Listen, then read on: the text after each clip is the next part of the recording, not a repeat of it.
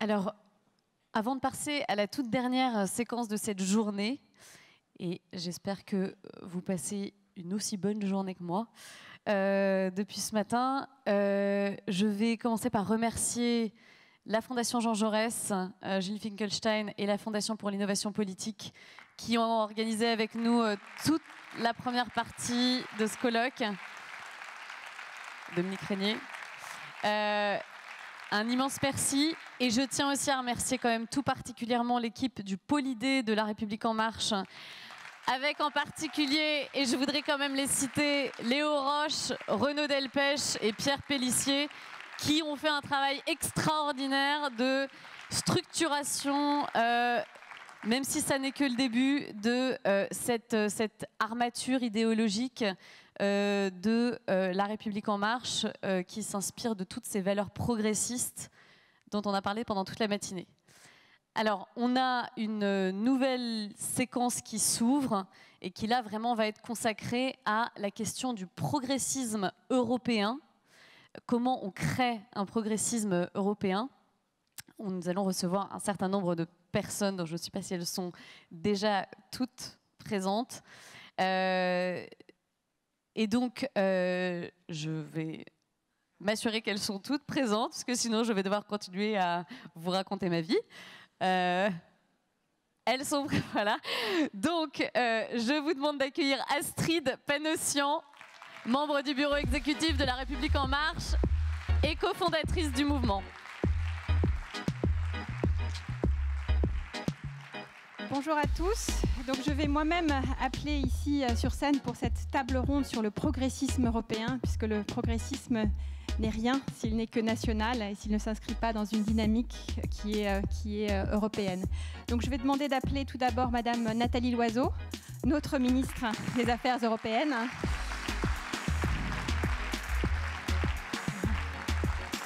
Guy Verhofstadt, président du groupe ALDE au Parlement européen.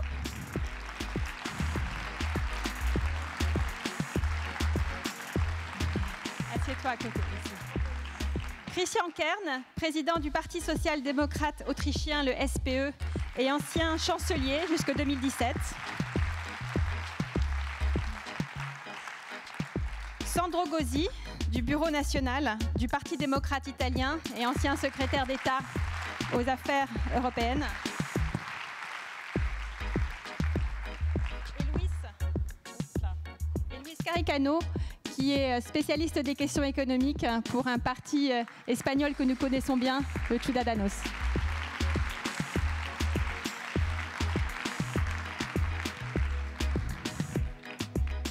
Alors, moi, j'ai pas de place. Ah, voilà, c'est ça. Je me disais que sinon, ça allait être un petit peu... Très bien, merci beaucoup. Donc, nous allons avoir le défi, en 1h30, de parler du progressisme européen autour de 3 séquences de cette table ronde. La première, c'est le diagnostic sur la situation européenne actuelle, vue de chacun de vos pays. Ensuite, pourquoi il faut une réponse progressiste. Et ensuite, comment concrètement s'organiser et avancer ensemble, parce que les élections européennes sont dans quelques mois. Donc, pour comprendre d'abord l'état des lieux, je voulais m'adresser d'abord à Nathalie Loiseau et vous demander, avec tout le travail que vous avez fait avec vos autres collègues sur les consultations citoyennes, qu'est-ce qu'attendent aujourd'hui les Européens? Merci et bonjour à tous.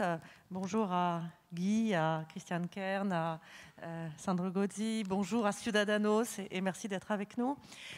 Effectivement, les consultations citoyennes, c'est une photographie exceptionnelle qu'on a sur les attentes et les inquiétudes des Européens.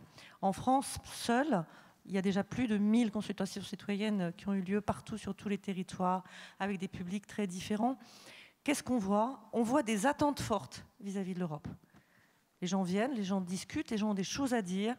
Ceux parmi les médias qui pensaient que l'Europe n'intéressait personne sont déjà dépassés. Il y a des attentes fortes et il y a des inquiétudes, je dirais, sur les grands changements du monde et sur la capacité de l'Europe à être à la hauteur de ces changements. Les attentes, elles sont autour, en France, des questions sociales. Le chômage des jeunes, on le voit dans le dernier Eurobaromètre d'ailleurs, et moi j'en ai entendu parler partout.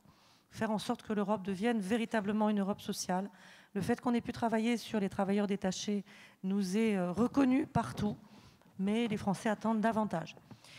Des attentes et des inquiétudes fortes sur les questions environnementales, et c'est en train de monter très fort après, je dirais, un été meurtrier en matière de catastrophes naturelles, avec une prise de conscience des risques du changement climatique et du fait que c'est l'Europe qui doit traiter ce genre de sujet. Donc, inquiétude forte, attente forte et questions pour savoir est-ce que l'Europe est à la hauteur. Et de ce point de vue-là, les questions environnementales n'ont jamais été aussi fortes. Une particularité française, des inquiétudes et des attentes en matière de sécurité et de défense. Parce que nous avons été très frappés par le terrorisme, cette inquiétude est là. Ces attentes sont là partout, dans les milieux les plus inattendus. On me parle armée européenne. Et donc n'imaginons pas que nous devons faire campagne autour seulement de l'Europe du quotidien, mais le destin de notre continent, notre sécurité, c'est quelque chose qui préoccupe et qui marque. Et puis en France, derrière ces attentes-là, immédiatement derrière, mais tout de même derrière, la réponse aux défis migratoires. Elle est présente, elle l'est moins que dans d'autres pays européens, pour des raisons qu'on peut imaginer, peut-être aussi parce qu'il y a une réponse nationale cohérente, équilibrée, qui correspond aux attentes de nos concitoyens. C'est présent, c'est quelque chose sur quoi nous avons quelque chose à dire. C'est aussi une inquiétude. Ça l'est encore davantage ailleurs en Europe qu'en France. Merci. Louis, toi aussi, vu d'Espagne, quelles sont les thématiques européennes qui vont compter?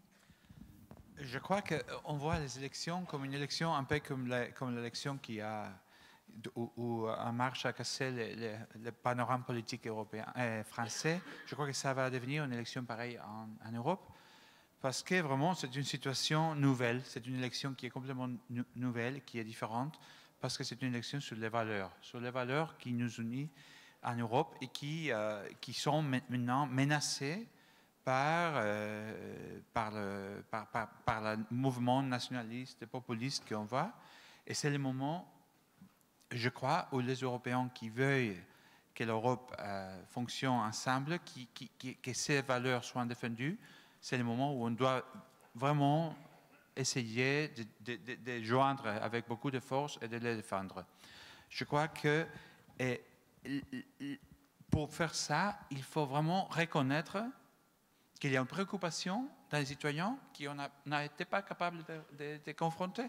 Les citoyens sont vraiment frappés par la globalisation et par les changements technologiques et ils sont conscients qu'ils n'ont pas été protégés dans le passé. Et je crois que Emmanuel Macron, par exemple, le président à la Sorbonne, il a laissé clair que l'Europe doit aussi montrer qu'elle peut protéger les citoyens, pas seulement lidérer le futur, être l'Europe du futur et tout ça, mais aussi protéger les citoyens de toutes ces menaces. Et je crois que les deux choses sont les axes qu'on va essayer.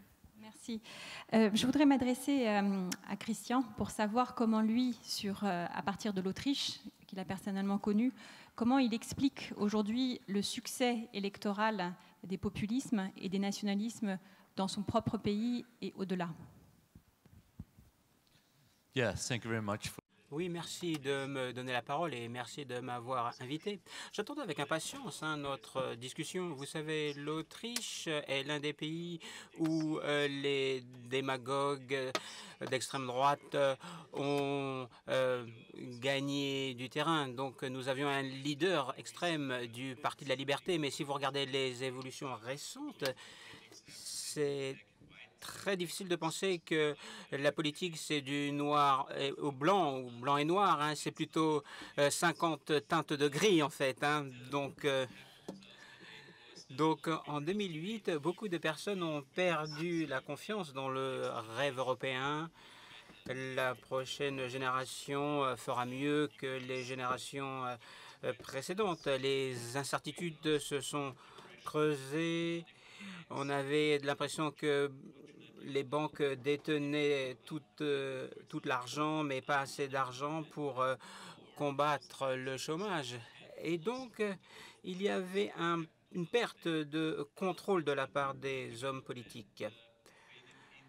Alors, cela s'est traduit par une crise qui a été déclenchée aussi par la crise des migrations.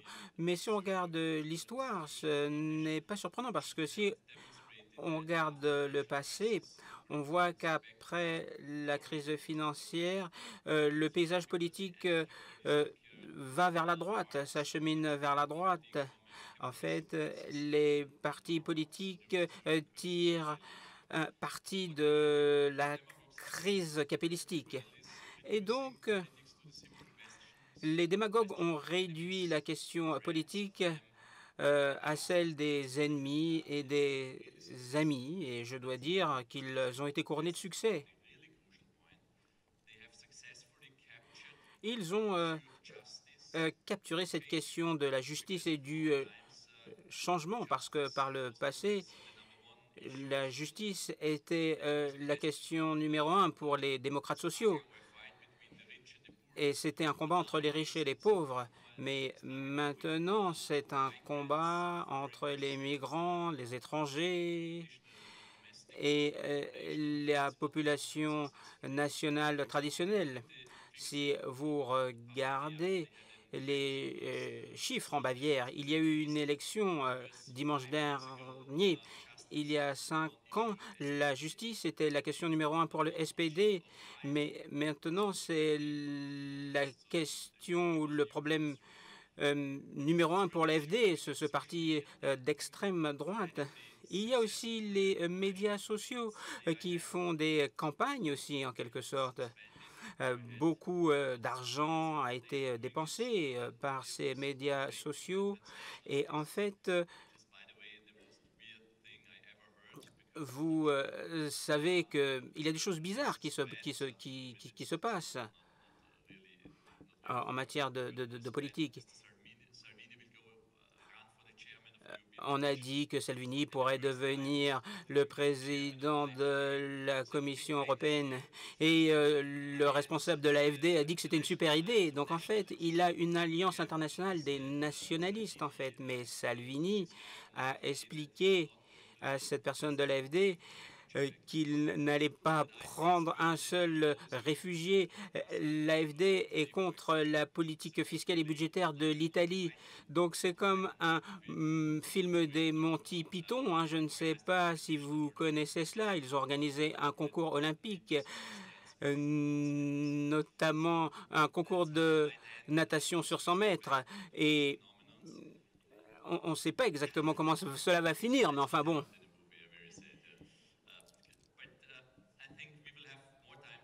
Je pense que nous aurons la possibilité de parler des différentes actions, mais je pense qu'il y a des moyens et des solutions pour prendre à bras le corps ces évolutions. Donc, je pense qu'il faut exprimer notre position sur les différentes questions, sur la migration.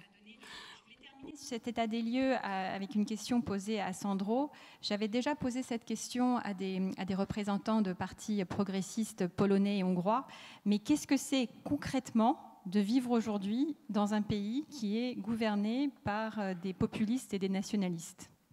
Ce n'est pas recommandé. Hein. Il faut pas... C'est pour ça qu'on te demande, Sandro. Non. Non.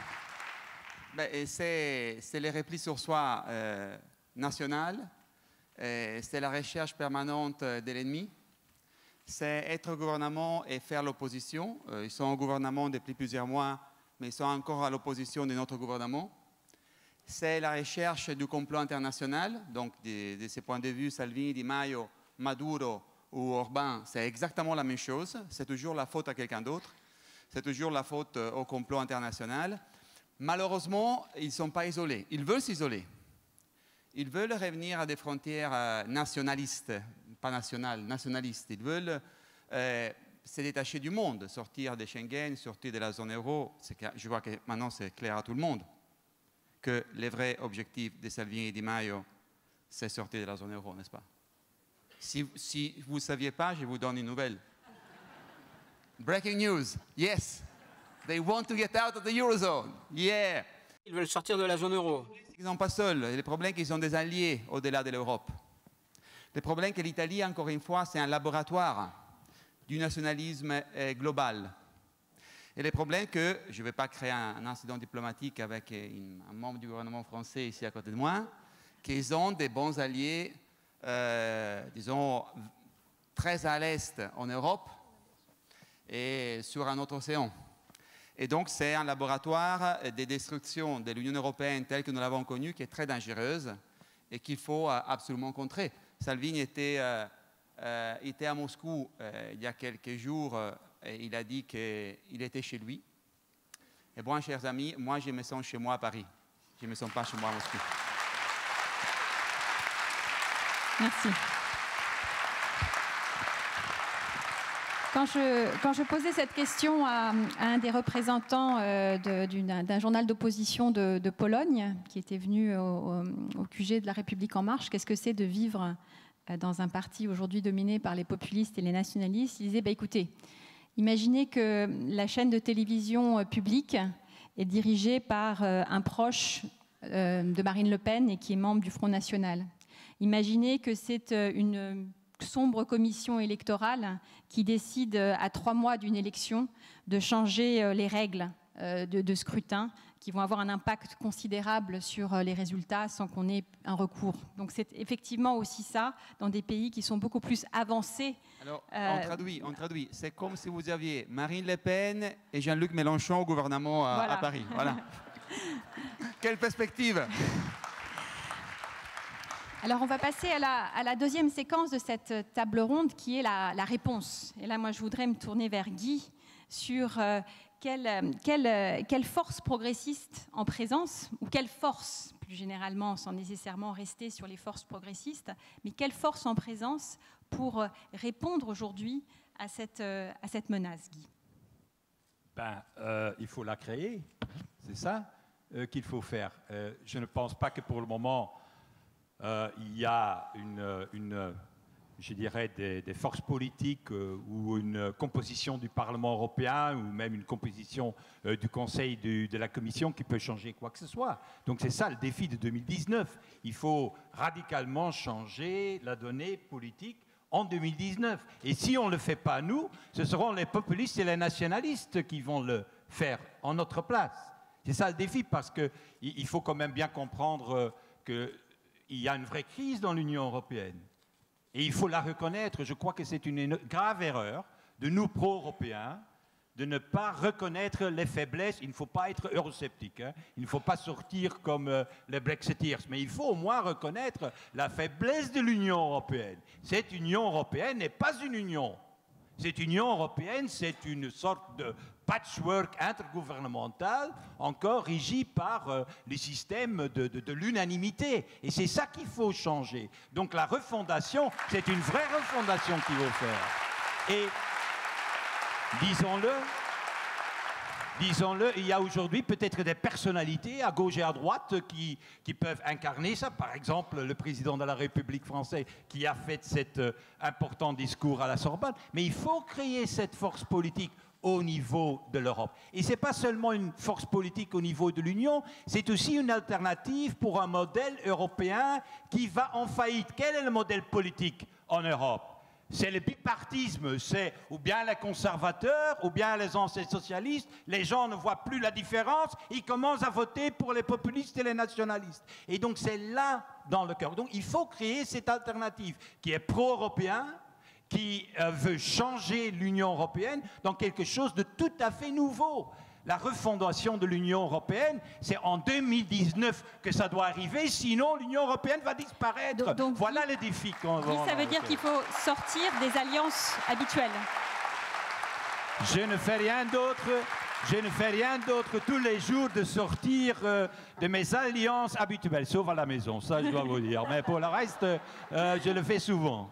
Et donc je crois que le plus vite possible, c'est de créer cette force. Une force qui c'est pas une question de mandat. Ce n'est pas une question de dire « Ah, nous, on veut avoir le président de la Commission ». Tu sais, tous les autres partis, le CDU, le EPP, les socialistes sont déjà entrés là-dedans. La seule question qui leur préoccupe, c'est « Est-ce qu'on va garder le pouvoir ?» Eh bien, ça, ce n'est pas la question. Est-ce qu'on peut refonder l'Union européenne? Ça, c'est la question qu'il faut se poser. Et ça, c'est le mouvement qu'on doit créer. Très bien. Donc moi, je suis en pleine alliance. C'est pourquoi je suis ici. Je suis en train de me marier quand même, non? C'est pour ça qu'on est tous ici sur ce plateau. Alors, en ce qui concerne comment on s'organise concrètement, il y a une vraie question aussi sur la capacité à amener vers nous les abstentionnistes ou les déçus. Et là, je voudrais aussi pouvoir m'adresser à Christiane, qui est en première ligne, et également à Guy, sur cette question particulière. Comment est-ce qu'on amène à nous, non pas simplement les Européens convaincus qui sont ici et au-delà, mais ceux qui ne sont plus là, qui sont déçus, profondément déçus, ou qui ne veulent même plus aller voter?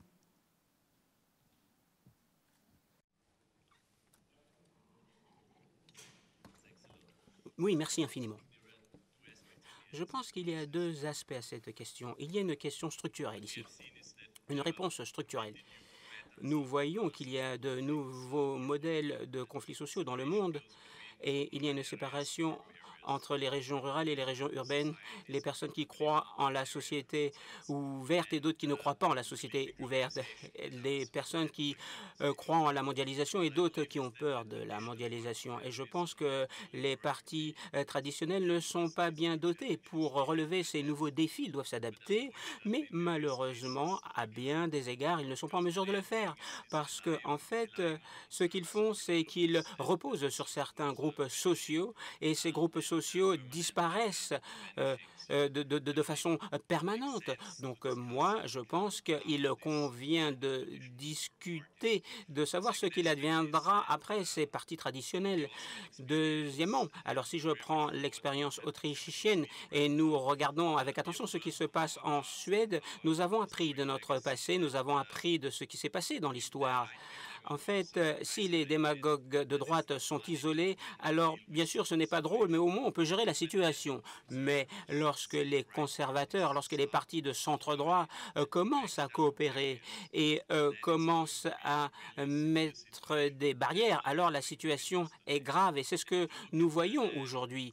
Par ailleurs, si vous regardez les partis de centre-droit qui sont couronnés de succès et qui ont obtenu de bons résultats aux élections au cours de ces dernières années, vous voyez qu'ils ont attiré des personnes qui votaient contre la migration et qui votaient pour le changement. Et je pense que le potentiel est énorme ici. On peut attirer les personnes qui votent pour le changement. On pourrait avoir un centre beaucoup plus équilibré.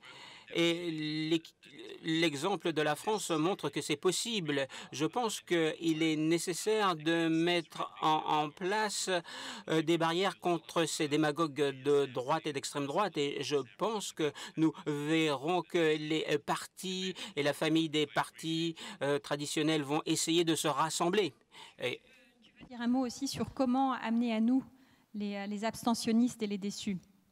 En Belgique, c'est simple, il y a une obligation de vote. Donc voilà, on n'a pas ce problème. Nous, on s'organise d'une autre façon. On s'organise un peu plus pratique et donc il y a 99% oui, de participation plus ou moins. Mais donc, non, je crois que la seule façon pour que ces gens se déplacent vers les urnes et votent pour les thèses pro-européens, c'est de créer une vision pour l'avenir de l'Europe. C'est ça qui manque cruellement.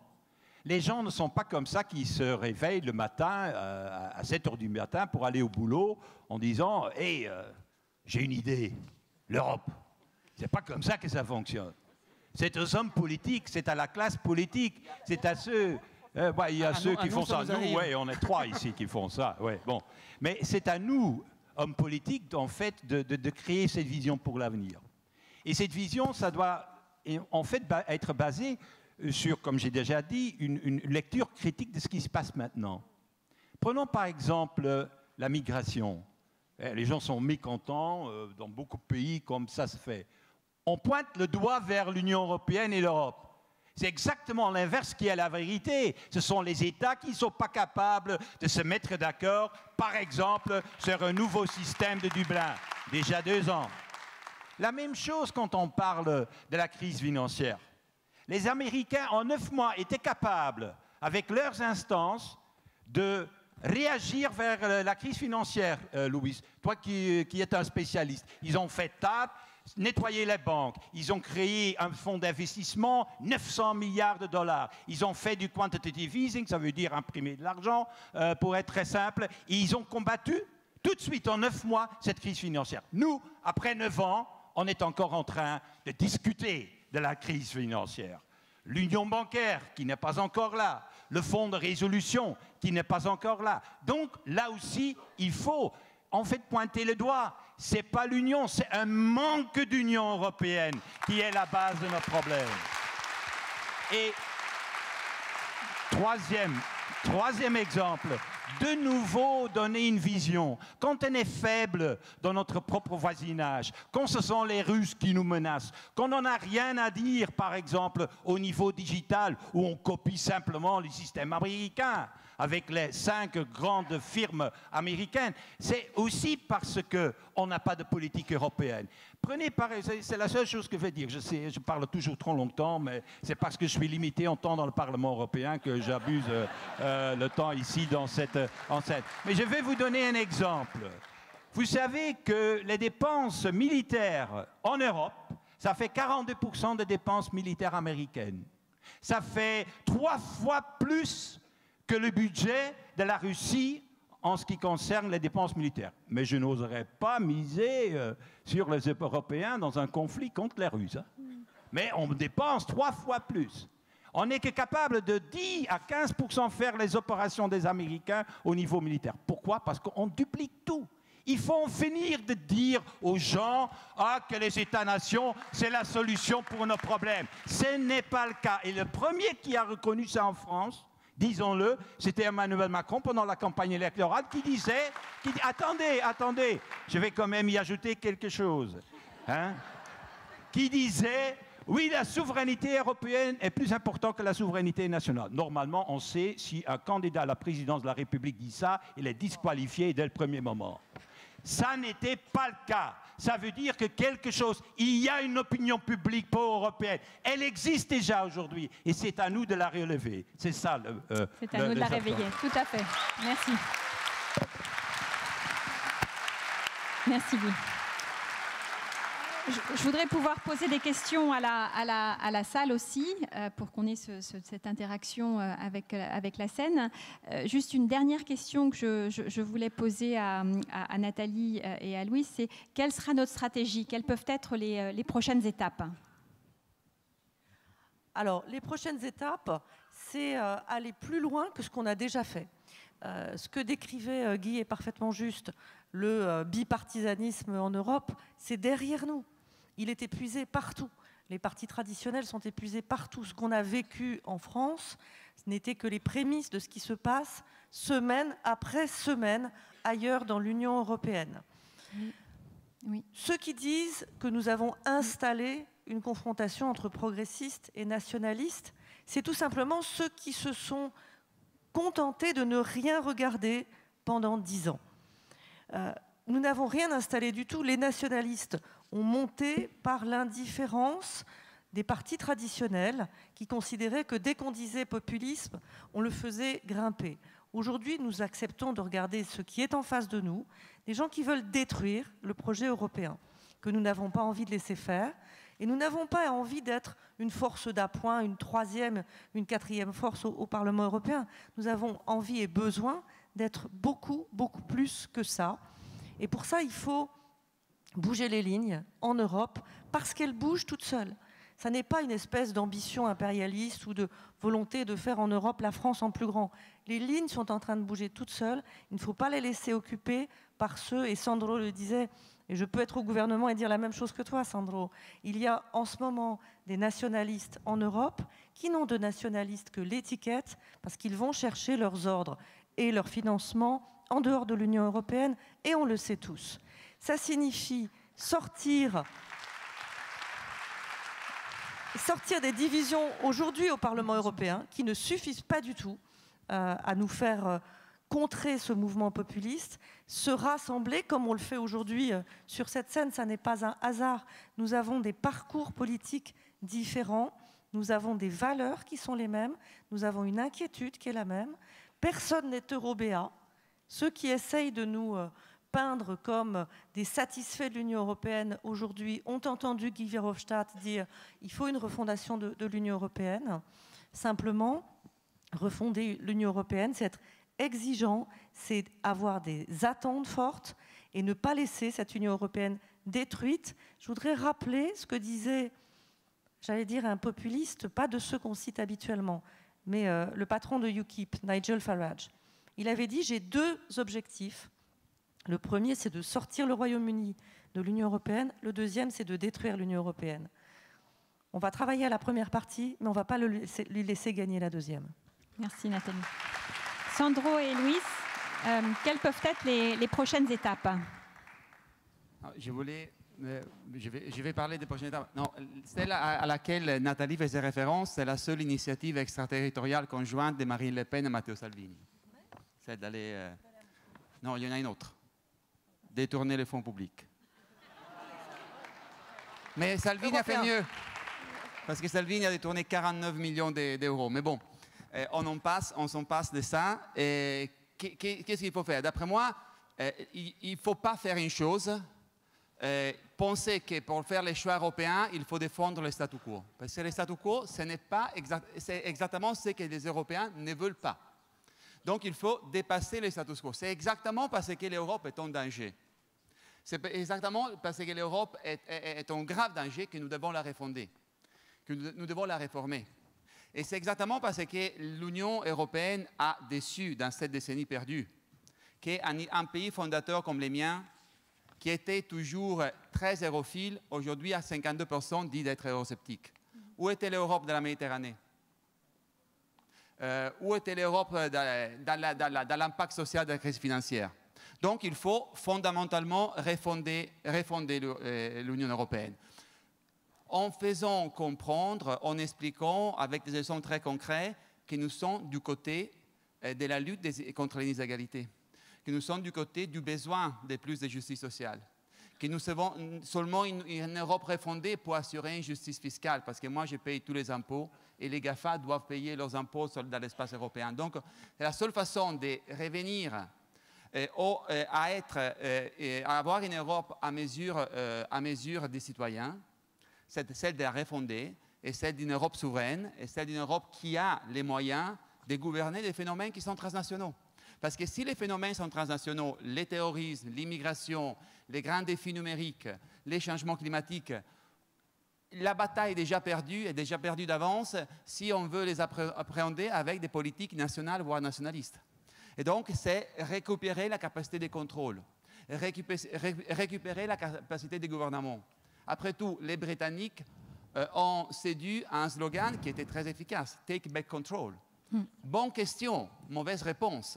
Bonne question dans le sens que nous devons reprendre contrôle sur beaucoup de phénomènes transnationaux. Mauvaise réponse. La réponse n'est pas de revenir au repli sur soi. La réponse est de construire une Europe souveraine. Et il y a une dernière chose. La démocratie et la globalisation. Il y a en Europe, hors de l'Europe, une tendance à dire on doit renoncer à la démocratie libérale pour être plus compétitif. C'est pour cela que la Chine devient un bon modèle. C'est pour cela qu'on a des démocraties libérales en Hongrie ou en Pologne. C'est absolument une mauvaise réponse. Il y en a d'autres qui pensent on peut revenir au monde d'hier et on garde tout ce que nous faisons au niveau national. C'est impossible, parce que le monde a changé et on ne va pas revenir en arrière. Donc, quel est le défi? Le défi, c'est celui d'européaniser la démocratie. Le défi, c'est celui d'une politique transnationale. Le défi, c'est celui de construire finalement des partis politiques, des véritables partis politiques et mouvements transnationaux. C'est pour cela qu'avec Nathalie, avec Guy, on s'est battu pour les listes transnationales. Parce que là, vous aviez l'embryon d'une véritable démocratie européenne. Et jusqu'à quand nous n'aurons pas des véritables mouvements et partis politiques transnationaux élus directement par les citoyens, nous ne pourrons jamais avoir cette démocratie vécue par les citoyens. Et d'après moi, ça doit être la priorité, construire une démocratie européenne, la priorité de cette nouvelle alliance que nous voulons bâtir. Merci. Oui.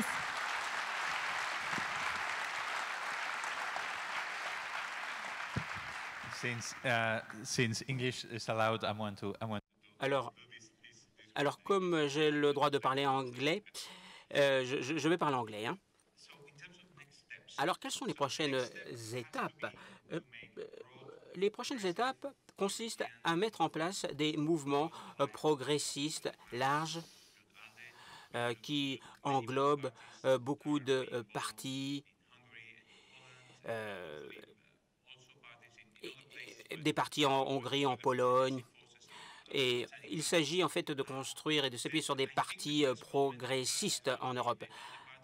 Alors, il y aura aussi une réunion, un congrès des partis en Espagne. ALDE va nous dire « oui, nous sommes prêts ». Moi, je pense que c'est ce que veulent les partis de ALDE. Et ensuite, nous allons travailler de concert avec En Marche, avec d'autres qui veulent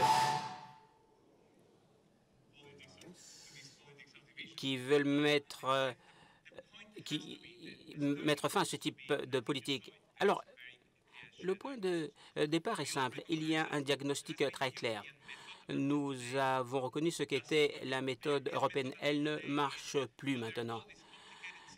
Beaucoup de choses compliquées, il y a beaucoup de bureaucrates, il y a beaucoup de parlementaires que l'on ne connaît pas et en fait, on ne sait pas exactement ce qui se passe. En ce qui concerne l'immigration, lorsque vous considérer les questions essentielles liées à la citoyenneté, liées à l'union monétaire, il faut un mouvement européen, transnational, démocratique, qui va faire ses choix et nous allons défendre ces choix. L'Europe va travailler pour les citoyens et ici, nous sommes ici pour que cette idée puisse faire son chemin. Cette table ronde a montré des convergences concrètes, tant dans le diagnostic posé et les solutions qui peuvent se dessiner. On a bien également ressenti cette conscience aiguë que vous avez de l'urgence et de l'ampleur absolument anormalement historique de vos responsabilités. On a bien aussi en tête que se joue en 2019 et les années d'après ce qui constitue l'identité même, notre identité même politique, les valeurs pour lesquelles on est tous rentrés en politique, pour lesquelles on a tous fait le choix à un moment donné de se battre, malgré des sensibilités et des parcours politiques différents, à la fois ici et dans la salle. Et on voit bien qu'en 2019, on a cette double bataille. Il y a cette bataille politique sur le terrain électoral, mais il y a aussi cette bataille culturelle, un peu gramscienne, pour rendre hommage à nos amis italiens, qui est la bataille des idées. Parce que ce qu'on voit très concrètement aussi, c'est que les Bannon, puisqu'ils s'installent avec un staff de 10 personnes aujourd'hui à Bruxelles, les Salvini, les Orban, et la liste est encore longue, progressent aussi politiquement parce qu'ils progressent sur le terrain des idées dans nos sociétés occidentales. Et donc, il va falloir aussi, là-dessus, marquer un coup d'arrêt et les faire reculer. Donc, moi, j'ai envie de poser cette question qu'on partage aussi autour de cette salle, c'est que faire très concrètement à partir du moment où on prend acte de cette convergence politique?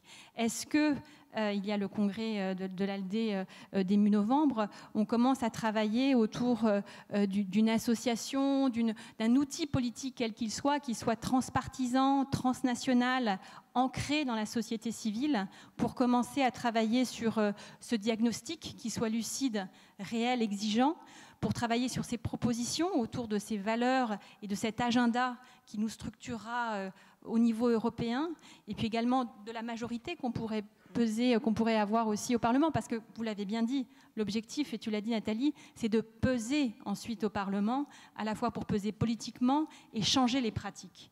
Donc, comment pourrait-on avancer dans les prochains mois, à la fois sur le terrain politique, parce que nous sommes dans une bataille politique, et sur le terrain des idées, parce que c'est aussi là que nous avons reculé ces dernières années. Oui, Guy et puis c'est à Louis, moi ouais. que vous... Je pose à toi, puis il y avait Louis aussi. Non, mais je crois que sur les idées, je crois que c'est important de mettre ça sur la table, parce que les nationalistes et les populistes, ils disent en fait, l'idée européenne n'existe pas. En fait, ce sont que des ethnies qui existent, des langues qui existent, et, etc. Pour savoir si on trouve que ça, c'est la chose la plus importante pour organiser les sphères publiques, on peut retourner dans le passé, hein, au 19e siècle et aux tragédies du 20e siècle. Parce qu'à la fin, ils sont quand même incroyables, les nationalistes et les populistes qui ont oublié complètement l'histoire et tout ce qu'on a vécu dans ces décennies affreuses.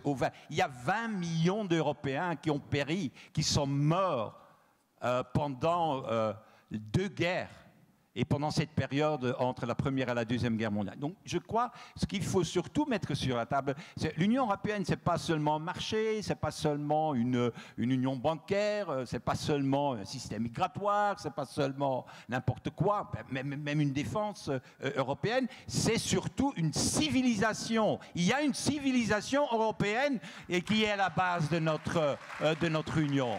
Et cette civilisation européenne, pour moi, elle commence je dirais, à l'océan Atlantique en France, et elle va presque jusqu'au Volga. C'est peut-être un peu loin que je vais maintenant, parce qu'il y a la moitié de la Russie. De l'Atlantique à l'Oural, disait non, le mais général de Gaulle. la réalité est un peu ça. Quand on voit, par exemple, nos villes, l'architecture, la littérature, par exemple, il y a quelque chose. Le monde de demain, ce ne sera pas un monde des nations, ce sera un monde de civilisation, d'empire, je dirais. La Chine, c'est pas une nation, je m'excuse, c'est une civilisation, c'est Han.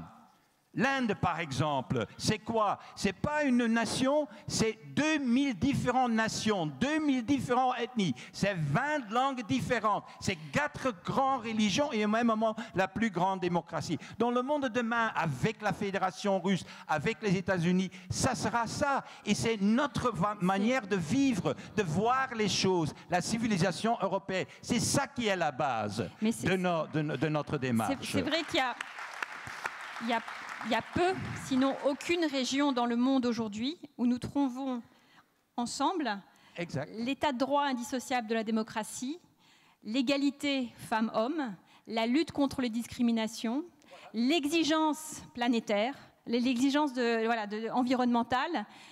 Certains États, les États-Unis, ont quelques composantes, mais pas toutes. Et c'est vrai que c'est un corpus de valeurs aujourd'hui sur lesquels il faut absolument se battre. Et ça fera partie de la bataille de 2019.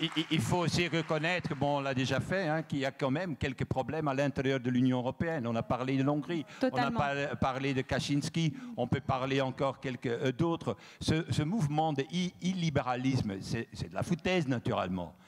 Ça veut dire en fait que quand on a la majorité dans un pays, on peut faire n'importe quoi. C'est la dictature de la majorité. On dit voilà, moi j'ai 51%, même si ces 2 partis n'ont pas 51%, hein, ils n'ont pas la majorité, mais c'est le système électoral qui leur donne. Ils disent alors, le rule of law, hein, l'état de droit, ça ne compte pas parce que j'ai la majorité. Qu'est-ce que j'ai à foutre de l'état de droit si j'ai la majorité? J'ai la majorité derrière moi de la population et de l'opinion publique. La même chose pour les droits humains, ou l'égalité d'hommes et femmes, ou la liberté de la presse, ou la liberté de ONG, tout ça. Donc il faut être, dans ce cas, très vigilant. Donc c'est une bataille que nous devons mener contre ces soi-disant autoritaires à l'intérieur de notre propre famille. Parce qu'on ne peut pas être crédible. Il faut le dire à l'extérieur, en disant partout dans le monde, oui, la démocratie, l'état de droit, il faut le respecter, mais à l'intérieur, on n'est pas capable de dire non à des Orban et des Kaczynski. Dès 2019, ce sera non à ces tendances-là. Exactement. On est vraiment au cœur de nos idéaux les plus précieux, au cœur de ce qui fait notre identité politique. Hein. On est sur un sujet très, très profond. Alors, on a vu qu'on avait cette exigence de convergence devant des sujets importants. On a aussi cette exigence d'efficacité. Louis, voilà, que faire très concrètement pour l'Europe ou pour notre mouvement? Je pense qu'il y a cette attente. Je pense que nos concitoyens, à la fois d'abord cette salle et puis les gens qui sont dans chacun de nos pays, voient qu'il y a cette convergence réelle. Comment avancer très concrètement et comment aussi parler à ces Européens, à ceux qui nous croient encore, ceux qui ont envie d'y croire? Oui, les gens sont complètement, ils ont eu assez de politiciens qui ne disent rien et qui n'arrivent à communiquer. Et je crois que Guy a complètement raison quand il dit que l'année passée, Emmanuel Macron nous a donné une leçon à tous. Et comment on peut parler des sujets on pensait que c'était tabou, qu'on ne pouvait parler pas de la souveraineté européenne et tout ça. On peut le faire, on peut le dire, mais il faut être clair, il faut dire aux citoyens qu'on a la façon de résoudre leurs problèmes. Pas rester dans notre monde de politique européenne qu'on ne comprend rien, mais vraiment aller aux gens et leur dire on vous comprend, et ça sont des solutions concrètes à des problèmes concrets qu'on a aussi, et que c'est sûrement le cas que les solutions qu'on vous donne de l'autre côté ne sont pas des solutions. Et je crois que si on est capable de s'adresser avec clarité et avec la passion que Guy, par exemple, a mis, on peut vraiment arriver. Et de l'audace, de l'audace. De l'audace. Vous connaissez cette phrase fantastique de Danton, l'audace, plus d'audace, toujours plus d'audace, et l'Europe sera sauvée. Voilà. C'est pas de la France qu'il parlait, il parlait en fait de l'Europe. Mais c'est vrai, c'est ça qui manque jusqu'ici. C'est ça, les petits consensus, les petits compromis à l'intérieur de trilogues. C'est ça qui doit terminer. Soit l'Europe des habitudes, soit l'Europe honteuse. Exactement. Tout à fait.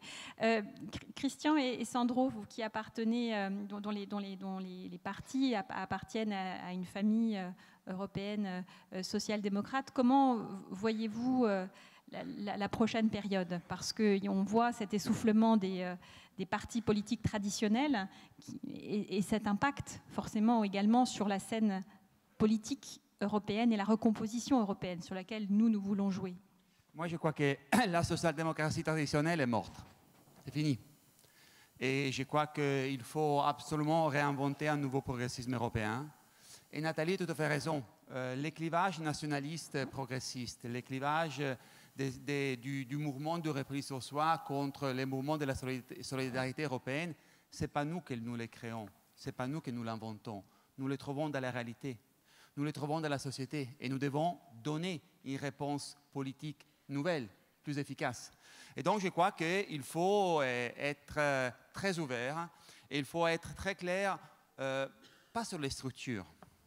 Parce que honnêtement, moi je ne sais pas combien de gens dans la salle ont jamais voté leur parti du centre, de droite ou de gauche parce qu'il appartenait au SND, au PPE, excuse-moi Guy, ou à l'ALDE. Hein? Je crois que c'est pas ça. Excuse-moi, non mais je peux le faire parce que je suis un des fondateurs, comme il le rappelle toujours, tout le temps. Donc je peux le faire, je peux me permettre. En étant un des fondateurs de l'ALDE, je peux me permettre de dire les électeurs de ma parti politique en Italie ne nous ont pas voté. D'ailleurs, la dernière fois, ça n'a pas très bien passé, mais bon, on va essayer de mieux faire parce que nous appartenons à telle structure, à tel groupe, à tel parti politique européen. Et moi, je suis très critique sur les partis politiques européens qui existent aujourd'hui parce que je ne crois pas qu'ils soient des vrais partis, parce qu'ils font peu de politique et parce que souvent, ils ne sont même pas européens, hélas. Donc, triple problème. Mais des nouveaux mouvements politiques européens sont très importants. Mais il faut commencer par l'essentiel. Comment assurer plus de justice sociale? Le travail qu'on a fait sur les travailleurs détachés. Comment assurer plus de justice fiscale? Les thèmes d'une web tax, d'une taxe sur le numérique. Comment assurer une meilleure transition écologique? Chacun pour soi, ensemble en tant qu'Européens et ensemble Européens sur la scène globale. Comment gouverner l'immigration? Je crois que nous devons travailler sur ces questions très concrètes, les mettre dans une charte progressiste, les mettre sur un document. Et ce document doit être proposé à toutes les forces politiques nationales. Et même au-delà, à la société civique organisée, aux associations, à des grandes personnalités européennes de la culture, de la recherche, qui ne font plus de la politique, et dire c'est autour de ces idées concrètes, des vraies nouvelles idées, que nous voulons rebâtir, refonder l'Union européenne. Et sans doute, la question de l'état de droit doit être au cœur, doit être le fil rouge. Je suis tout à fait d'accord avec Guy. En 2014, quand je suis revenu en tant que membre du gouvernement dans un conseil que j'avais connu en tant que conseiller des 2 présidents de la Commission, j'ai découvert que même après l'élargissement, rien n'avait changé. Les conseils avaient toujours refusé de discuter de la question de l'état de droit. En 2014, les conseils des ministres de l'Union européenne n'avaient jamais discuté d'état de droit. Le Parlement européen le faisait. La Commission européenne, au Conseil, jamais. C'est sur l'initiative de notre présidence italienne de 2014 qu'on a commencé à amener un dialogue au Conseil sur l'état de droit. Et honnêtement, je l'ai dit à Frans Timmermans, donc je vous le dis à vous aussi. Moi, je crois que si on n'avait pas fait ce travail en 2014, de préparer les terrains sur les valeurs et de dire que l'état de droit, c'est quelque chose qui nous concerne, et si on n'avait pas répondu en 2014 à nos collègues polonais et hongrois qu'on avait tout à fait le droit de discuter d'état de droit au niveau européen, parce que l'état de droit, c'est au fond de notre civilisation européenne commune, je ne crois pas que la Commission aurait pu aller aussi loin, et je m'en réjouis, dans le processus contre la Pologne, dans le processus contre la Hongrie. Donc, vous voyez, il faut y croire. Il faut y croire parce que si on a des idées fortes, si on a des objectifs concrets, si on a des vraies valeurs, on peut véritablement changer l'Europe. Et nous voulons changer l'Europe. Christian, do you want to...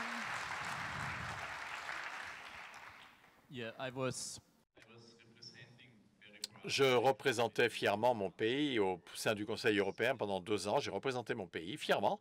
Mais mes convictions personnelles que j'ai ressorties de ça, c'est que nous n'avons pas d'option. Attendre n'est plus une option. Ce que l'on voit aujourd'hui, c'est qu'il y a des gens qui ont peu de disponibilité européenne. Il y a ceux qui travaillent contre l'Europe. Et il y a quelques personnes qui pensent qu'il est judicieux d'avancer. Mais au fait, Emmanuel Macron est certainement un modèle pour ceux qui veulent faire avancer le mouvement. Mais si vous regardez, si on réfléchit à ce que l'on vient de dire, et Guy et Sandro l'ont bien exprimé, c'est que l'Europe n'est pas un marché domestique seulement, c'est un concept de valeurs, c'est un ensemble de valeurs et de fondements, de fondamentaux moraux au sens sain du terme. Et le risque qu'il y a ici, c'est qu'on ne parle pas seulement de l'Union européenne ici, c'est que nous parlons également de la démocratie qui sont en risque. Et je ne sais pas si Franz Stern, qui est un nom connu en France, c'est un historien américain très célèbre, très connu, et lui et sa famille ont dû quitter l'Allemagne en 1938, et il est mort en 2016. Mais dans l'une de ses dernières interviews, il mentionnait le fait qu'il avait perdu toutes ses illusions parce qu'il avait vu dans sa jeunesse comment les démocraties ont été anéanties et il avait le sentiment à nouveau qu'il devait réfléchir à nouveau comment il fallait garder les valeurs démocratiques. Et ça, c'était 5 mois avant l'élection de Trump, avant que Salvini soit élu, avant que les autres Streicher soient élus également. Donc, des conditions sont très mauvaises aujourd'hui et je pense véritablement que comme nous devons vraiment adopter une attitude très ferme et peut-être un aspect, peut-être c'est une approche autrichienne parce que nous sommes marqués par notre histoire. Mais si vous regardez ce qui se passe en Europe actuellement et reprenez Salvini, ces gens, donc, et Le Pen en France, sont en train de basculer, de pousser en permanence les limites de ce qui est moralement et politiquement acceptable vers l'extrême droite. Ils le font glisser. Je vais vous donner un ou 2 exemples. Ce que Guy a parlé au Parlement européen, il y avait un vote contre, en raison de l'état de droit contre la Hongrie. Et 2 jours plus tard, Orban et ses alliés de l'extrême droite ont dit le vote n'était pas correct, les votes ont été mal comptés, donc vous l'avez fait. Et donc la même chose s'est fait avec le président fédéral en Autriche. Il a été accusé d'être ami de migrants, de sympathiser avec des terroristes islamiques. Monsieur Juncker est représenté par l'extrême droite comme un addict de Al Gore. Donc, en fait, ils sont en permanence, ils insultent, ils diffament les représentants et les structures des démocraties. Et la grande question, c'est ce sera quoi l'étape suivante? Donc, je suis optimiste. lorsque j'attends les élections européennes, parce qu'on va motiver beaucoup de gens qui vont voter pour la démocratie et une Europe commune. Mais honnêtement, je pense que les chances sont bonnes pour nous, mais c'est à nous de décider comment nous allons aborder ces élections. Mais on n'a jamais eu un défi aussi important à relever.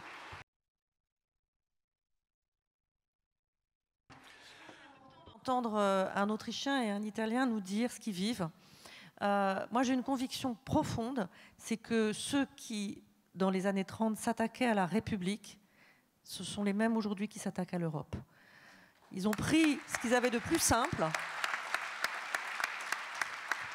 et ils ont le même agenda que celui qu'on a vu dans les années 30. Aujourd'hui, une de nos préoccupations en Europe, c'est d'être respectés. Nous voulons être respectés par l'administration américaine. Nous voulons être respectés par notre voisin russe. Nous voulons être respectés par les géants de l'Internet. Pour ça, il faut commencer par être respectable. Et pour ça, je pense que ce que nous devons faire ensemble vers les élections européennes, c'est cette charte des valeurs, parce que c'est le socle du combat que nous allons devoir mener. Ensuite, répondre aux préoccupations de nos concitoyens, répondre aux grands sujets qui ont été évoqués, du numérique à l'environnement, en passant par le défi migratoire, c'est prouver aujourd'hui que l'Europe est à la hauteur. Nous, nous en sommes convaincus, mais elle n'a pas démontré jusqu'à maintenant qu'elle était à la hauteur. Qu'elle était à la hauteur de ces enjeux et qu'elle était en même temps à hauteur d'homme. Qu'elle était un moyen d'humaniser la mondialisation, de réguler les grandes transformations. Et pour moi, c'est ces deux axes, respecté et respectable d'une part, à hauteur des enjeux et à hauteur d'homme. Et c'est en faisant cette alliance sur ces valeurs, peut-être sur une plateforme qui ferait qu'on pourrait se rejoindre les uns et les autres, qu'on a une chance d'être entendus dans ce combat pour les élections européennes qui est le plus important que jamais. Merci Nathalie.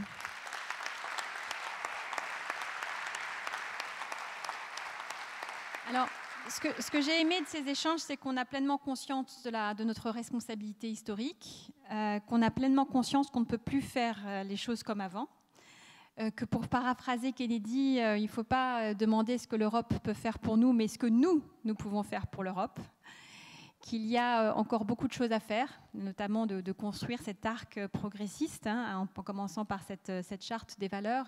Et vous pourrez compter sur les marcheurs français, leur détermination, leur énergie, leur attachement européen chevillé au corps pour avancer avec vous. Voilà. On va passer aux questions. On va avoir la visite de notre ministre de l'Intérieur, mais on va aussi avoir avant un temps pour les questions. Donc les micros vont passer. J'ai malheureusement oublié mes lunettes, donc je vais demander aux dames et aux messieurs, parce que ce n'est pas que des hôtesses, de passer pour donner des micros. Et on va prendre 2 questions, si c'est possible. Ou alors, on va prendre une question. Voilà. Je ne sais pas si... Alors, tiens, prends-le si tu veux. Bonjour. J'ai 2 petites questions. La première porte sur on l'a vu aujourd'hui, on est entre Européens, on est d'accord sur le progressisme, les valeurs. En ce moment, on est en train de se rencontrer, d'échanger, de construire une nouvelle force progressiste européenne. Mais est-ce que vous pensez qu'il serait nécessaire, dans un deuxième temps, une fois qu'on s'est bien identifié, mais là je crois qu'aujourd'hui on s'est bien identifié, pour gagner cette bataille en fait sur des idées qui dépassent largement l'Europe. Les valeurs, elles sont internationales, voilà, la démocratie, la défense des valeurs universelles. Donc est-ce qu'il ne faut pas, pour gagner cette bataille, opérer un deuxième temps où on chercherait aussi des partenaires au-delà de l'Europe? On connaît déjà les ponts Europe-Afrique, voilà, qui sont déjà en train de se construire. Mais est-ce qu'on ne pourrait pas aussi travailler sur cette idée progressiste plus mondialiste, finalement, pour gagner cette bataille en interne, être plus fort, se sentir tous ensemble sur les mêmes valeurs? Voilà. Et puis, deuxième question, c'est toujours sur l'abstention. Nous, les Français ne votent pas assez. Et les Français de l'étranger encore moins. Donc, par rapport à cette question, est-ce que vous avez une idée pour votre pays? Voilà, à part, bien sûr, Guy, non, tu as la baguette magique. Mais pour l'Italie et l'Autriche, qu'est-ce que vous pensez de... Enfin, quelles sont vos idées sur ce sujet? Merci.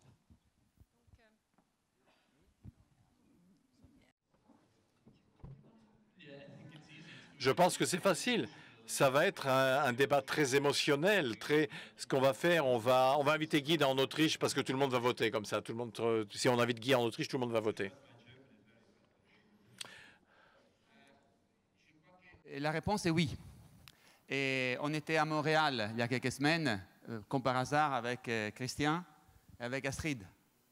Parce qu'on se pose déjà, et ici, dans la salle, il y a Matt Brownie, que je veux remercier encore. Matt Brown, oui, il est là. Il est là quelque part. Je veux le remercier aussi encore pour son accueil à Montréal, parce qu'il est clair que ce que je disais sur les défis transnationaux, sur le climat, sur le numérique, sur la démocratie, sur la nécessité d'une gouvernance européenne, davantage vaut pour la gouvernance globale. Et donc, il faut commencer à travailler, comme on dit en bon français, avec des people like-minded. C'est du bon français, n'est-ce pas? Et commencer à travailler. Trudeau pourrait être ici ce soir. Il y a des partis travaillistes. La nouvelle Première ministre néo-zélandaise pourrait être ici ce soir. Et donc, il faut absolument travailler en transnational, même au-delà de l'Europe, parce qu'il y a des défis globaux sur lesquels on doit rassembler les différents progressistes.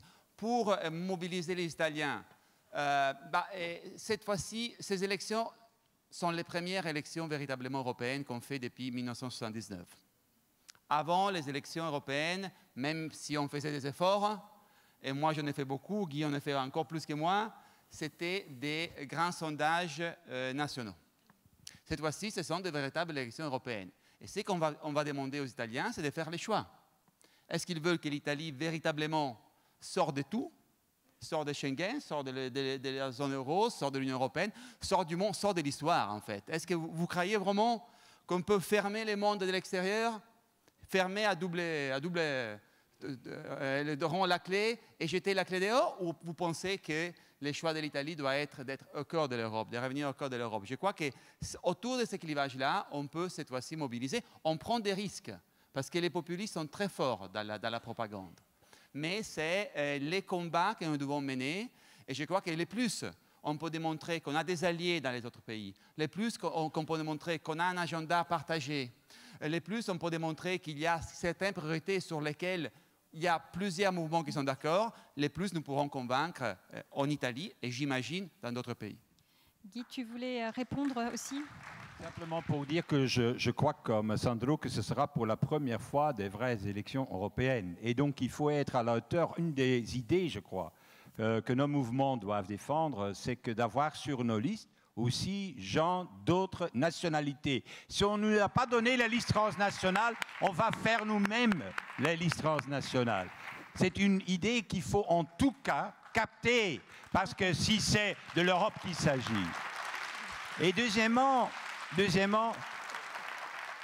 dans une certaine mesure, moi je suis persuadé, pas seulement qu'on peut gagner, parce que je suis un optimiste par nature, donc je pense que c'est un devoir moral d'être optimiste dans la politique. Tout d'abord, mais je crois que le Brexit, on n'a pas parlé de ça aujourd'hui, est une énorme opportunité. Qu'est-ce qu'on a vu depuis le Brexit?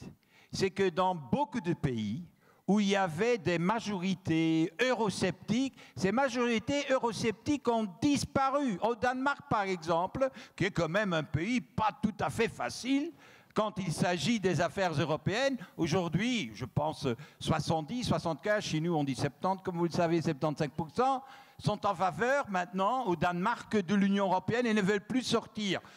En Autriche, le candidat contre M. Van der Bellen a fait l'erreur énorme, M. Hofer était, je ne connais pas son nom, moi je pense, bon, enfin, en tout cas, était le contre-candidat contre Van der Bellen et a commencé à parler de sortir de l'euro. Et il y a en une fois des dizaines de milliers de voix qui sont passées de M. Hofer vers M. Van der Bellen.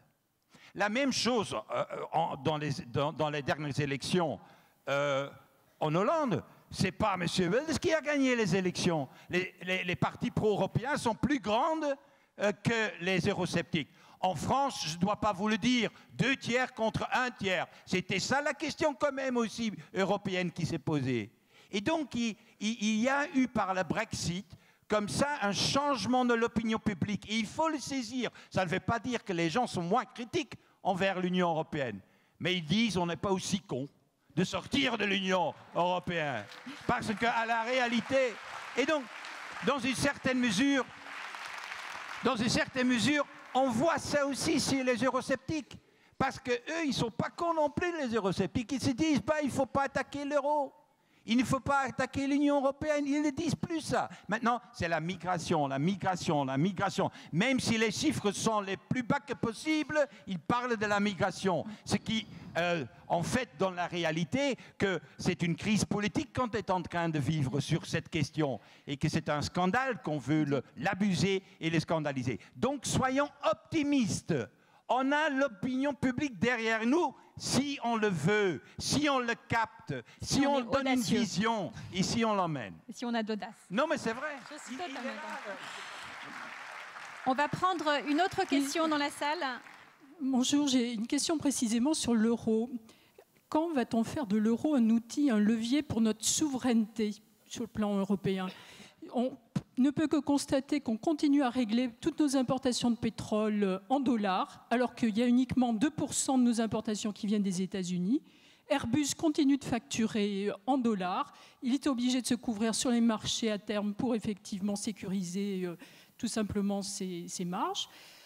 On a BNP Paribas qui vient d'être sanctionné à hauteur de 8,9 milliards par la justice américaine pour avoir utilisé les circuits de paiement aux États-Unis. Même chose pour la Société Générale, 1,1 milliard. Quand va-t-on avoir des mécanismes de paiement sécurisés ? Quand va-t-on faire de l'euro un outil de notre souveraineté ?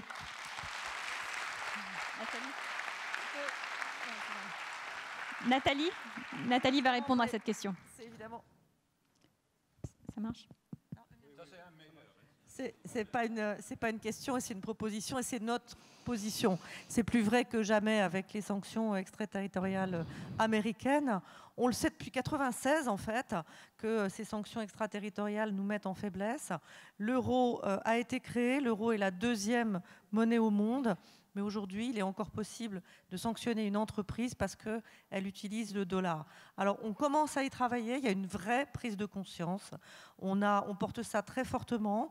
On en parle aussi avec nos partenaires allemands, évidemment. Mais faire en sorte que l'euro soit la monnaie de la puissance économique que nous sommes, c'est aussi réformer la zone euro. C'est aussi avoir un budget de la zone euro. C'est arrêter de repousser des choix pour plus tard quand on aura la prochaine crise. Cette prochaine crise, elle est peut-être en train d'arriver beaucoup plus vite qu'on ne le pense. Donc c'est ce qu'on pousse, c'est ce qu'on porte. Et on souhaite que tous ceux qui vont faire alliance avec nous arrêtent de regarder ailleurs, de se dire que pour le moment, tout va bien. Vous savez, c'est comme quand vous sautez par la fenêtre. Au début, vous pouvez dire pour le moment, tout va bien. Mais quand la prochaine crise sera là, on n'est pas prêt. On a besoin d'une zone euro réformée, on a besoin d'un budget de la zone euro et on a besoin évidemment de faire en sorte que l'euro soit quelque chose qui participe à notre souveraineté, à notre autonomie de décision, à cette idée qu'on reprend le contrôle au niveau européen par rapport aux gros acteurs mondiaux. Merci. Louis, tu veux dire un mot ?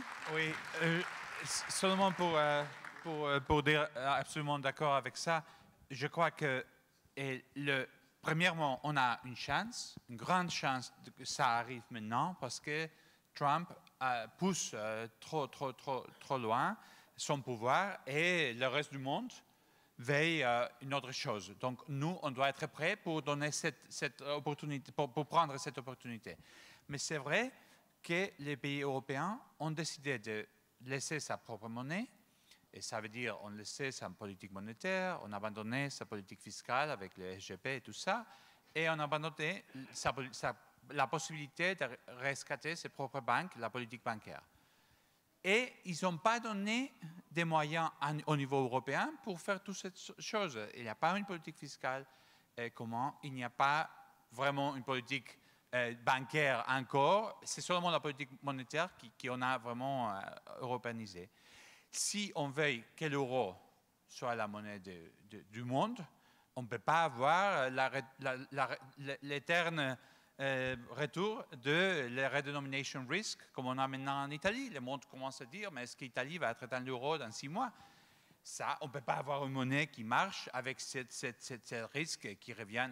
Donc, je dirais, 1, il y a l'opportunité, mais 2, il faut qu'on se mette, comme Madame la ministre a dit, qu'on se mette à se donner les instruments pour que l'euro soit une monnaie normale, avec une politique fiscale, avec une politique bancaire et une politique monétaire.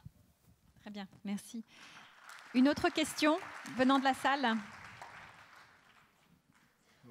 Oui, bonjour. Déjà, je suis assez content de la question précédente parce que c'était une bonne question. Je pense que la réponse est un peu trop courte et ça aurait permis de développer, faire un peu de pédagogie sur l'économie. Alors, moi, je suis pour l'Europe. Hein. Je suis même pour la mondialisation. Je suis même pour que les entrepreneurs puissent créer des entreprises librement et puissent gagner autant d'argent tant qu'ils respectent les règles du jeu et qu'ils gagnent leur argent honnêtement. Pourtant, j'ai un peu l'impression d'être un opposant ici. Parce que, comme l'a dit l'intervenant italien, Sandro Gozzi, il a dit le SPD a disparu. Ben, je suis désolé, moi je appartiens au Parti socialiste et je ne suis pas mort. Alors pourquoi Je dis la social-démocratie traditionnelle. Ben, il faudrait savoir. C'est autre chose. On verra si on est d'accord ou pas. Alors pourquoi? Parce que j'ai bien entendu ce que vous avez dit, et tout ce que vous avez dit, il n'y a pas grand-chose à reprocher, à part le fait de dire que le SPD est mort. Mais par contre, il y a des choses que vous n'avez pas dit, et moi j'écoute surtout ce qu'on ne dit pas. Parce que moi j'attendais un certain nombre de choses. Alors pourquoi? Parce que souvent les politiques, ce qu'ils cherchent à dire, c'est à faire de la communication, et à dire aux gens ce qu'ils ont envie d'entendre pour pouvoir gagner les élections. C'est un peu embêtant, parce que derrière, quand ils agissent, ils ne font pas forcément ce que les gens attendaient. Parce que en restant ambigu, les gens croient qu'on va faire telle ou telle chose, puis face à la réalité, on s'aperçoit que non, tiens, finalement, ce n'était pas ce que je croyais. Voilà. Moi, j'aurais préféré que les campagnes politiques soient un peu plus longues, mais soient l'occasion de faire de la pédagogie pour expliquer aux gens, non pas ce qu'ils ont envie d'entendre, mais ce qu'il faut qu'ils sachent. Et le problème, c'est qu'il y a beaucoup de gens qui ne veulent pas savoir. Donc c'est un peu compliqué. Et j'ai eu une interview avec une journaliste tout à l'heure.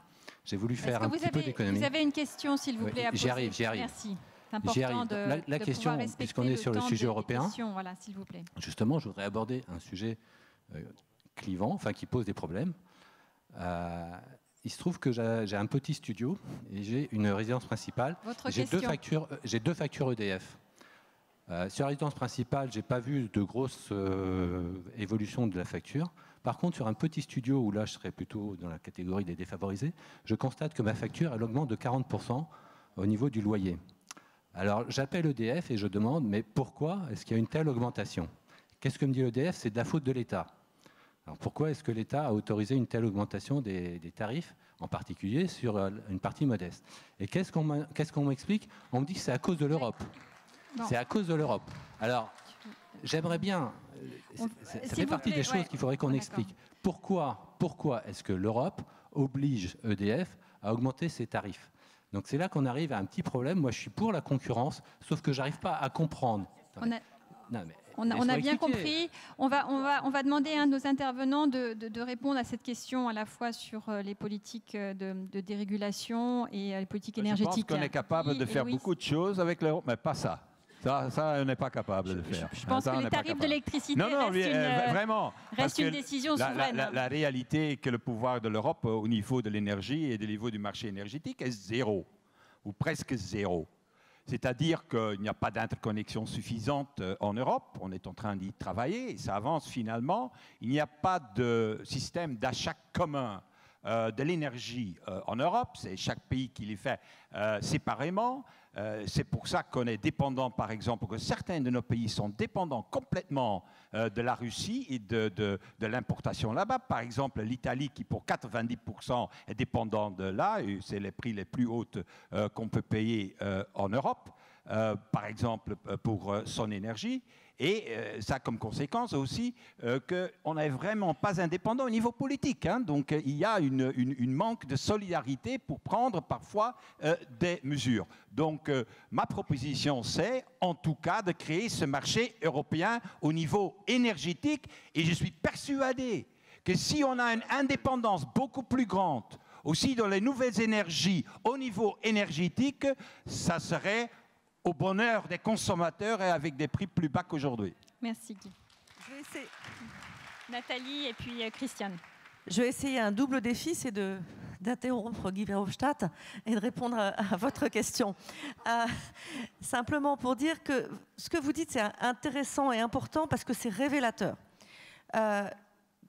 Vous manifestez votre mécontentement et quelqu'un, par facilité, vous répond « c'est la faute à l'Europe ». Comme si l'Europe, c'était pas nous. Comme s'il y avait une espèce d'entité très loin qui prenait des décisions auxquelles on n'avait jamais participé et qu'on n'assumait pas. C'est très exactement ce qui a nourri l'euroscepticisme depuis des années, partout en Europe et en particulier en France. Et pour le coup, droite et gauche confondues, les gouvernements précédents se sont toujours réfugiés derrière « on aurait bien voulu faire différemment, mais c'est la faute à l'Europe ». Or, l'Europe aujourd'hui, et Guy le déplore, ce sont les ministres et les chefs d'État et de gouvernement autour de la table du Conseil. C'est nous qui décidons. Alors, sur l'augmentation du prix de l'électricité de votre studio, comme le disait Guy, je suis convaincue d'une chose, c'est que ça ne risque pas d'être la faute de l'Europe, puisqu'il n'y a pas de politique énergétique européenne au moment où nous parlons. Mais ce réflexe, il est intéressant, il est représentatif de ce rapport complètement ambigu que nous avons à l'Europe, comme si Bruxelles, c'était un hydre qui avançait tout seul et qu'on ne participait pas aux décisions. Je reviens sur ce que nous faisons et sur ce que nous disons aujourd'hui. Quand nous disons et que nous faisons en sorte que nous soyons en dessous des 3% pour le déficit, nous ne disons pas parce que Bruxelles nous y force. Nous nous rappelons que cette décision, ces critères, nous les avons pris ensemble au niveau européen. Et nous nous souvenons pourquoi nous les avons pris, parce que nous ne voulons pas laisser nos dettes à nos enfants et à nos petits-enfants. Et pardon Sandro de dire ça en étant assise à côté de toi. Merci. Il y avait Christiane qui voulait dire un mot sur l'énergie. Oui, j'ai bien aimé votre question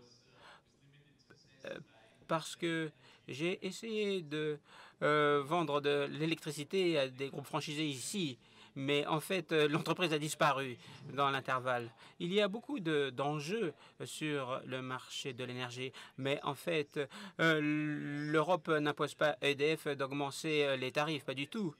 Mais par le passé, j'étais le PDG de l'équivalent de la SNCF en Autriche et l'Union européenne a fait une requête.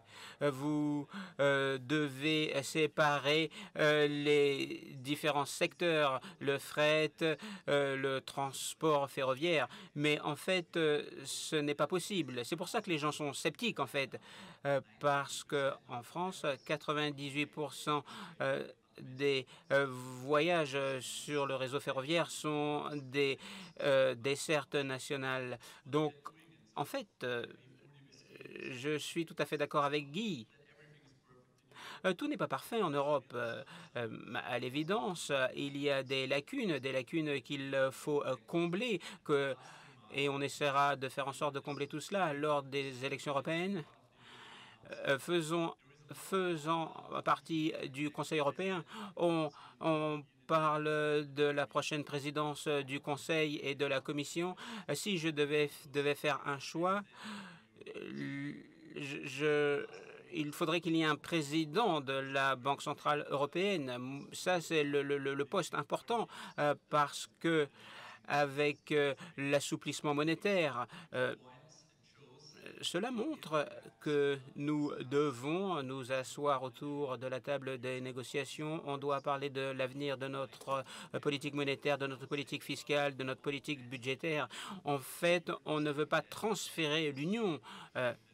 Mais en fait, les gens qui disent cela ne veulent pas avoir une Europe forte. Moi, je pense qu'il faut régler cette question. Il faut que nous soyons une Europe souveraine.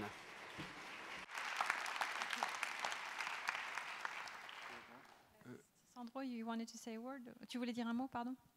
Non, elle disait qu'il y a des gouvernements qui se font des problèmes à dire pourquoi ils dépassent les paramètres de 4%, 3%. Les gouvernements italiens ne se font aucun problème Mais c'est un gros problème pour nous et c'est un grand problème pour l'Europe. Et en 2007, petite publicité, 10 secondes de publicité. Ding dong. En 2007, j'avais écrit ici en France un livre qui s'appelait « Non, ce n'est pas la faute à Bruxelles ». Évidemment, ça n'a pas très bien marché, on a vu la suite.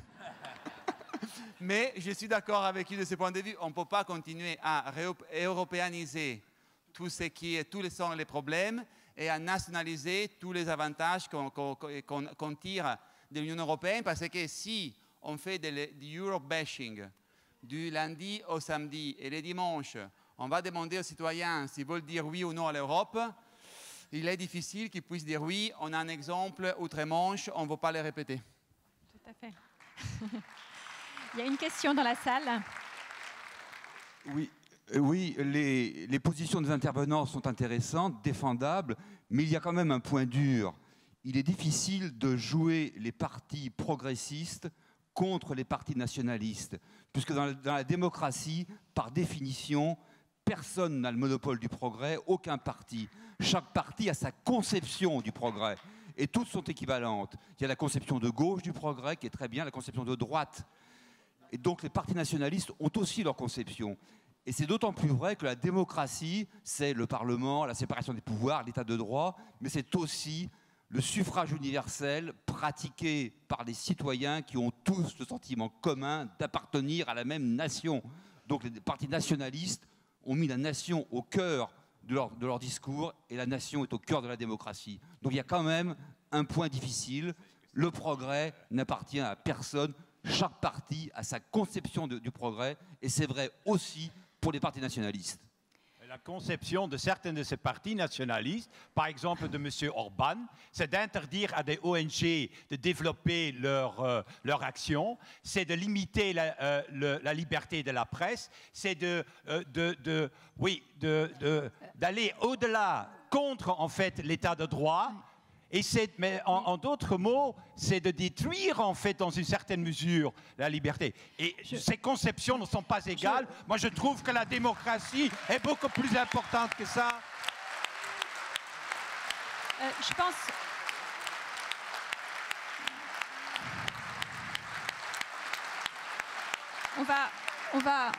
On va laisser les personnes ici répondre, mais précisément ce qu'on défend, d'abord, je pense que de dire que tous les progrès se valent, c'est aller dans le relativisme le plus absolu, et ça conduit à des choses extrêmement dangereuses.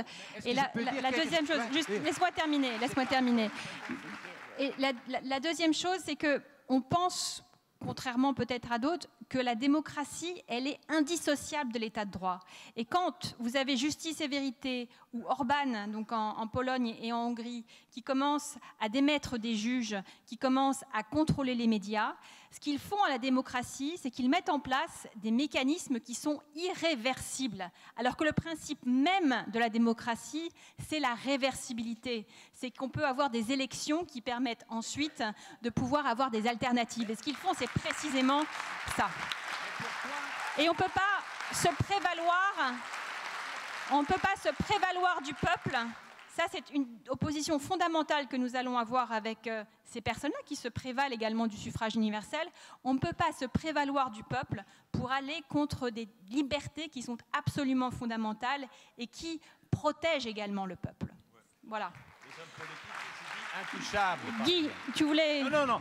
Je crois que la remarque qui a été faite démontre quelque chose de très grave dans nos sociétés pour le moment. C'est qu'on est en train maintenant d'accepter des définitions erronées d'un nombre de choses sur lesquelles on était tout d'accord. Les fake news. Et selon moi, c'est le Trumpisme, ça.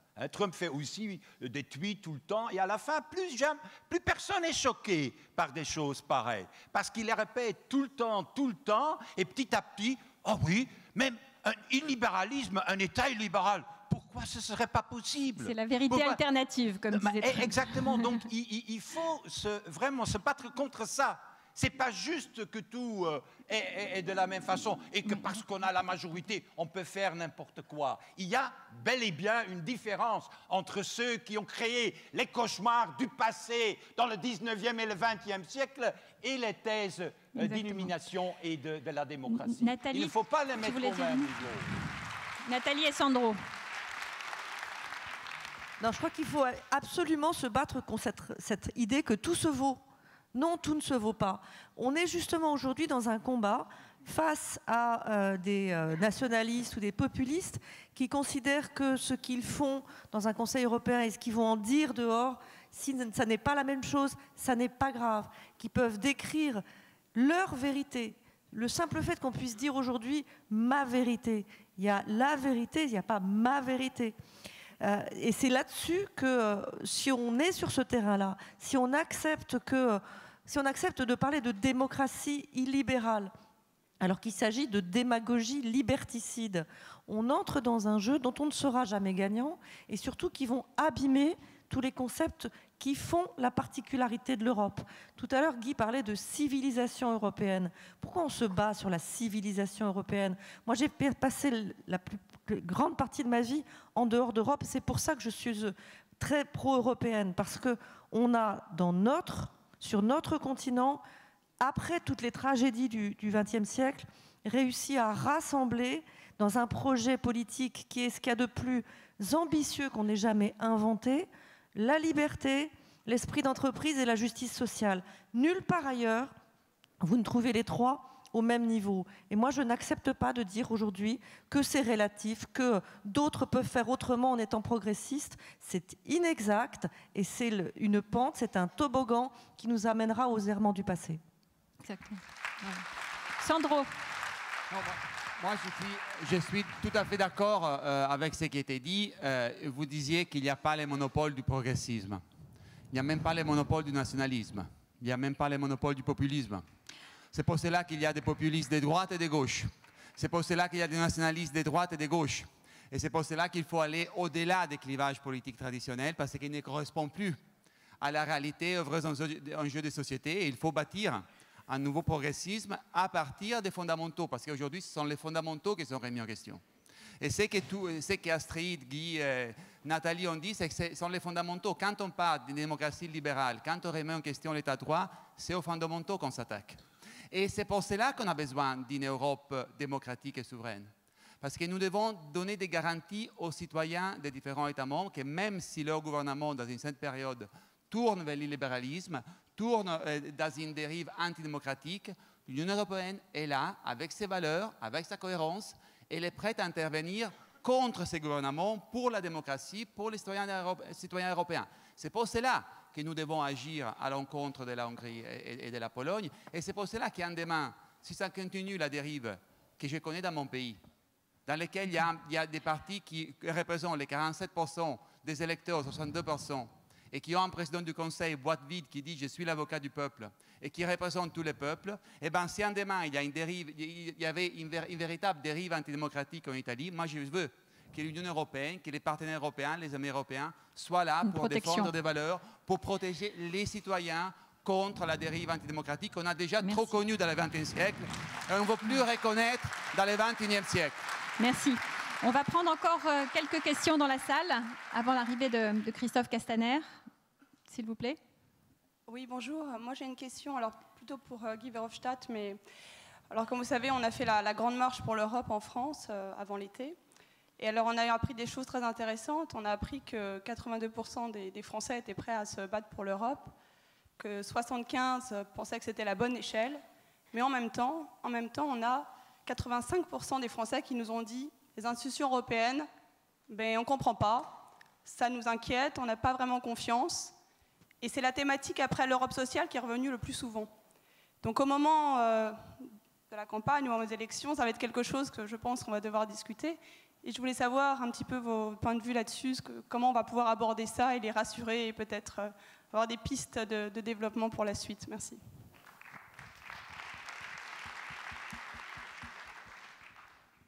Moi, je ne voulais pas parler pour une fois du problème institutionnel en Europe, parce que chaque fois que j'en parle, après on me dit bah, c'est pas une question institutionnelle. Pourquoi? C'est une question de politique, c'est pas une question institutionnelle.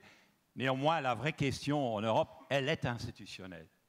Elle est institutionnelle, pourquoi? Parce que pourquoi les Américains, j'ai donné l'exemple il y a quelques moments, en 9 mois peuvent décider de toute une politique d'anticrise, et nous, après 9 ans, on est encore en train de discuter l'union bancaire, le fonds de résolution, les réserves pour l'euro qui nous manquent, etc. Pourquoi? Parce qu'il y a un problème institutionnel en Europe. Ce n'est pas une vraie union, c'est un système intergouvernemental basé sur l'unanimité. Et ça veut dire qu'on suit toujours la vitesse de celui qui va le plus lent en Europe. Et dans un monde qui va si vite, ce n'est pas la manière dont il faut organiser l'Europe. Donc ce sera aussi nécessaire que ce mouvement ait un projet institutionnel, même si ce n'est pas très populaire d'en parler vers l'extérieur. Je sais très bien. De dire on va finir, par exemple, première chose, avec la règle de l'unanimité. Ça doit disparaître dans l'Union européenne. Ça n'a aucun sens de parler d'une politique étrangère, par exemple, et de dire, oui, politique étrangère, hein, on a ça, hein, mais que chaque pays peut dire, ah non, je suis contre, je fais quelque chose de différent, etc. La même chose en ce qui concerne la Commission. Il faut en finir avec une Commission européenne à 28. Chaque pays est représenté. On n'a même pas les compétences et les portefeuilles pour les 28. Si demain, il y a un nouveau État membre qui entre, on ne sait, donc il y a un nouveau commissaire qui est nommé, on ne sait pas qu'on doit lui donner comme compétence. On n'en a plus. C'est ça la réalité. Et donc, il faut revenir à un gouvernement européen limité à 12 et à 15. Ce n'est pas moi qui ai inventé ça, les 12 et les 15. Hein. C'est les 12 et les 15 se trouvent dans la Constitution européenne, la première qui a été adoptée en 54. Et à ce moment-là, je dois vous dire, mais vous allez rectifier cela, c'était l'Assemblée nationale française en 54 qui n'a pas voulu de cela et de la communauté de défense. Donc, voilà. Non, ils ne vont pas. Mais c'est pour ça, ils ont une responsabilité historique, Sandro, les Français. Alors, et ils doivent l'exercer. Ils doivent l'exercer pendant les élections européennes en 2019, en votant pour la délégation la plus pro-européenne qu'on a jamais vu venir de la France. C'est ça qu'ils vont faire. Et c'est ça rectifier là. Merci. Oui, j'ai fini. On arrête. On va devoir conclure cette table ronde puisque nous allons maintenant accueillir Christophe Castaner. Merci aux participants de cette table ronde. Merci. Une convergence et maintenant beaucoup de boulot. Merci.